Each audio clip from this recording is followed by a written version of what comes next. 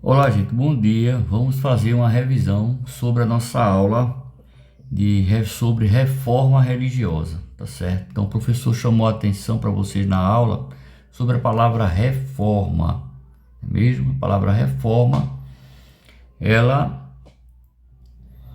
lembra para a gente hoje, né? Assim, a ideia de refazer algo que já existe, né?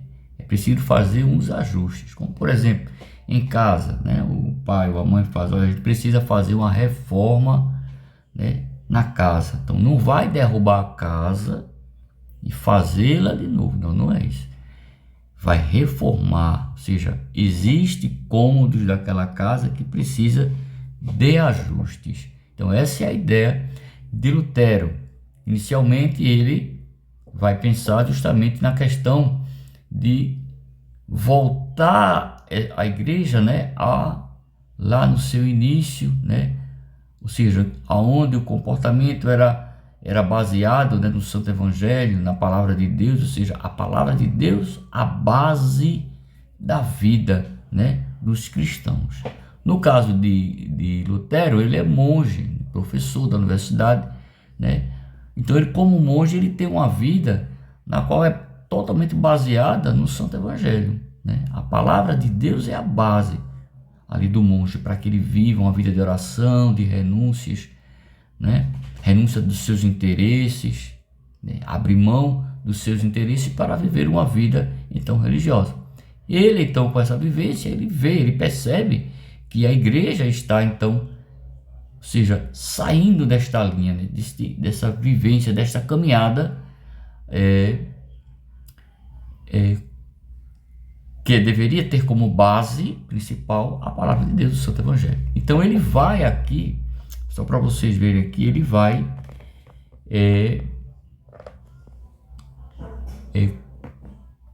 colar, né, pregar lá nas portas lá da igreja, né, os textos, né, com suas 95 teses. O que são as teses? As teses são a sua defesa, né? Ele vai usar argumentos que vai dizer, está aqui na palavra de Deus, argumentos tirados da própria palavra de Deus, vai dizer, está aqui, vocês estão realmente saindo desse caminho. Então, elementos que estavam ali na igreja naquele período, naquela época, né, aí movidos pelos seus impulsos, né, do seu interesse, do seu egoísmo, né, vão colocar a igreja nessa situação.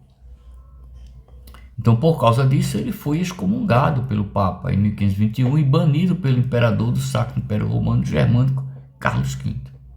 Mas vamos então nos deter nessa parte, quando ele fala que está muito claro, né, que bateu de frente com os dogmas da igreja. O que é o dogma? O dogma era tido, a palavra dogma, tido como uma verdade absoluta. É uma verdade que é inquestionável, né?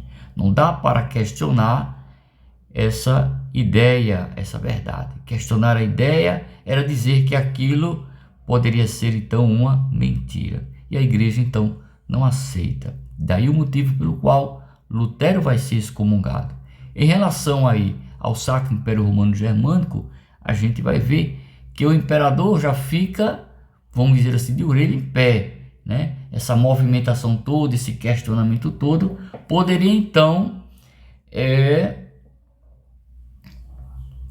fortalecer os interesses da nobreza, né? Porque a nobreza, veja como diz aqui, os nobres ambicionavam apoderar-se das terras da igreja, né, e ampliar os seus poderes. Aqui está a questão da permanência, foi outra coisa que a gente questionou nas nossas aulas, nas nossas aulas do primeiro bimestre, quando falávamos sobre a Idade Média, Alta Idade Média, Baixa Idade Média.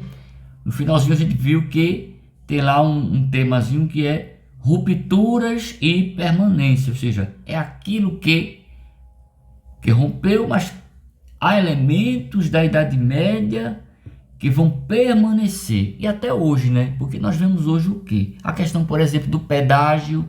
O que é o pedágio, professor? O pedágio é justamente, ou seja, você pagar para ter acesso a um determinado lugar, um determinado caminho, uma estrada. Até hoje isso permanece, são permanências lá da Idade Média. O outro elemento aqui é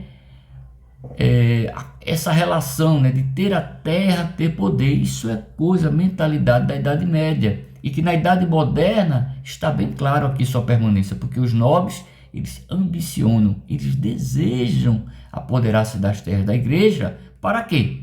Foi para ajudar os camponeses? Foi para ajudar os pobres? Não, ampliar o seu poder. Então, mais uma vez, o interesse. Então, existiam interesses de elementos, figuras que estavam ali dentro da igreja, né, pagando aí, fazendo as pessoas pagarem indulgência, ou seja, pagar pelo perdão, que é algo que é de graça, é misericórdia de Deus, né? Aqui a gente vê o interesse da nobreza, né? O interesse do imperador em dizer, epa, não pode ter terra, porque senão o nobre vai entender de que ter terra é ter poder, né? Então ele também entende que essa terra tem que permanecer em suas mãos, porque senão enfraquece o seu poder. Então são coisas, elementos da Idade Média que estão aí permanecendo.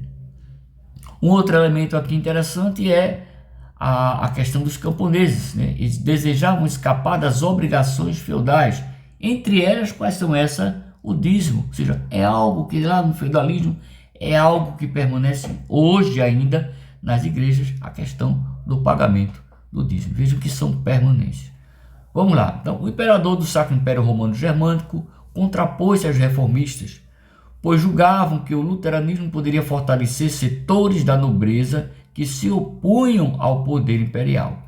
Depois de diversos confrontos entre as tropas imperiais e os partidários da reforma, em 1555, o imperador católico e os nobres protestantes assinaram um acordo de paz. Então, olha só, o imperador católico e os nobres protestantes, nobres, então se são nobres, fazem parte da nobreza, desejam terra, não é mesmo? O que é que vai acontecer? Há um acordo. Qual era esse? Assinaram um acordo de paz. Que paz, né? A paz de Augsburgo. Vamos lá. A partir daquele momento, os príncipes alemães, né, puderam escolher a religião que desejavam em suas terras. Então, liberado o culto então para a sua religião, quebra então aquela questão da única igreja católica, igreja única, né, universalidade dela, né, quebra um pouco. Agora uma nova linha pode correr por aí, então você pode, né, ou seja, caminhar nessa nova linha, que seria no caso o protestantismo. Isso aí confirma o triunfo do luteranismo nos territórios do Sacro Império, né? Seguimos então aqui, que eu quero chamar a atenção de vocês. No que vai dar essa história? Resultado de tudo isso. A gente está vendo que é interesse de um lado, interesse de outro, né? Lutero no meio, dizendo isso, aquilo. Mas vamos lá. A doutrina luterana, e aí eu chamo a atenção a palavra doutrina. A doutrina é aquilo que se ensina. Então a doutrina luterana, aquilo que ele ensina, definido em 1530 por Felipe, né?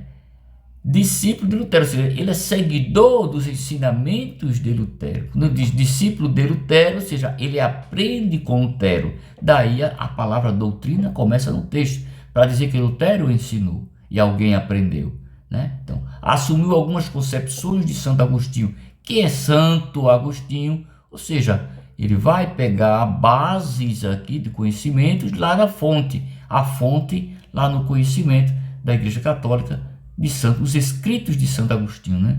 Como a da predestinação e a da justificação pela fé. Então, predestinação, algo que está predestinado, ou seja, algo que já estava, vamos dizer assim, né, determinado por Deus, né, para si, né? Como por exemplo, né, se sigo aqui nesta fé, eu tenho terras, é porque Deus quis. Né? Se eu sou rico, é porque Deus quis, né? Se ele é pobre, é porque Deus quis. Entendeu como é que é a ideia de predestinação, né? E a da justificação pela fé. O que eu posso dizer? Eu creio em Deus, pronto. Eu creio em Jesus Cristo, é o que me basta. Eu posso lá fazer coisas do bem ou posso caminhar por outros caminhos. Importante é ter a fé, mas não é assim, não é mesmo? Visto que a palavra de Deus nos estimula então a fazer o bem, né? Crer, mas fazer o bem. Então vamos lá. Para os luteranos, a Bíblia era a autêntica base da religião e, portanto, o culto deveria reduzir-se à leitura e ao comentário das Sagradas Escrituras. Beleza. Apenas as práticas estabelecidas por Cristo e transmitidas no Novo Testamento deveriam ser conservadas. Dessa maneira, os luteranos reconheciam somente 2 dos 7 sacramentos definidos pela Igreja Católica. Professor, o que é sacramento, né? Aí está aqui, ó. É aquilo que é sagrado, é aquilo que é sinal, que entende-se como sinal de sagrado, de presença de Deus ali, aquilo que é santo, que é sagrado, né? Então, os 7 sacramentos, sinais da presença de Deus, definidos pela Igreja Católica. Entre eles é o que? É o batismo, né? Ou seja, mergulhar nas águas do Espírito Santo, né? E a Eucaristia. Eu, pessoa, não é mesmo? Eu é pessoa. Caristia vem de caris, carisma, presença. Ou seja, a presença do eu de Jesus, ou seja, a presença da pessoa de Jesus no pão e no vinho, valorizando aí a questão do culto, né? A Eucaristia. O culto à Virgem e aos santos foi rejeitado, assim como a existência do purgatório. Os cultos religiosos eram praticados em língua nacional, ou seja, língua vernácula, em vez do latim, né? Daí, por exemplo, se você está na Alemanha, o culto é em alemão. Se você está na França, o culto é em francês. Os ministros protestantes, pastores, deveriam ter participação ativa na comunidade e podiam se casar e ter filhos, ao contrário do clero católico. Por quê? Porque então ele fazia então um voto da castidade para viver aquilo como no quase o Cristo mesmo viveu na terra, né? Além disso, o luteranismo separou o poder espiritual do temporal e não apoiava a intervenção direta na política do Estado, né? Então a gente vê aqui essa questão dessa proteção, né? Na verdade, aqui por trás desse texto existe uma questão de uma proteção, né? No caso aqui, né? Separou